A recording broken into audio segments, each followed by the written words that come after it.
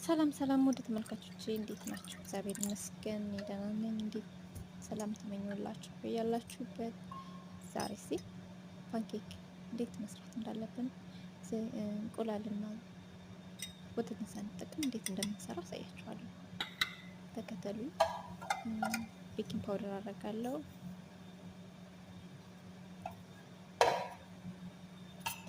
ትንሽ ጨው አደርጋለሁ። የሚፈልገውን ያክል የዱቄት መጠን አደርጋለሁ። ሳይበዛ በትንሿ ዘይት ኦሊቭ ኦይል አደርጋለሁ። ከዛ አሁንም ሳይበዛ ስኳር ትንሽ እያደርጋለሁ።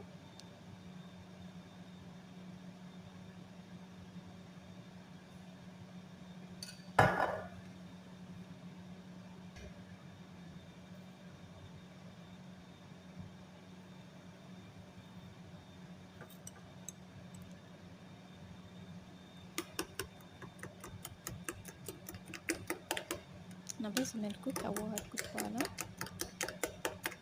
የምጠቀመውን የድስት ወይም መጥበሻ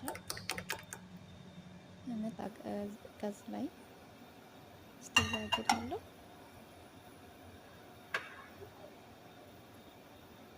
በዚህ መልኩ እንጋግረዋለን ማለት ነው።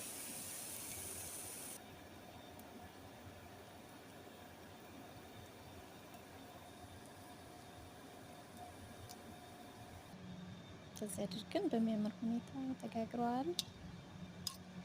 ሞክሩት ወይም ተጠቀሙት። የሚገርም ነው። ምን ጠዋት ምን ላደርግ ምን ልብላ ብላችሁ ግራ ከምትጋቡ ይሄንን እንደ አማራጭ መጠቀም ትችላላችሁ። ጾም ላይ ሲሆን ሌላ ነገሮችን መጠቀም ማትችሉበት ሁኔታ ውስጥ ስትሆን ይሄንን መጠቀም ትችላላችሁ። ምክንያቱም ምንም በማንኛውም ሰዓት የሚበላ ነገር ነው። ይሄ ጾም የግድ ቅቤ ነክ፣ ወተት ነክ፣ እንቁላል ነክ ነገር አይደለም። በዚህ መልኩ በሚያምር ሁኔታ አልቋል። ዳቦ ነው የሚመስለው። 5 ደቂቃ ራሱ አልፈጀብኝም።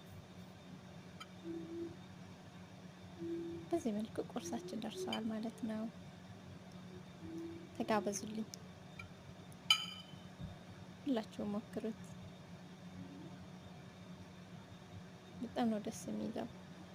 ቴስት ደግሞ በጣም የሆነ የቆየ እንትን ነው የሚመስለው፣ ልክ እንደ ዳቦ። ሞክሩት።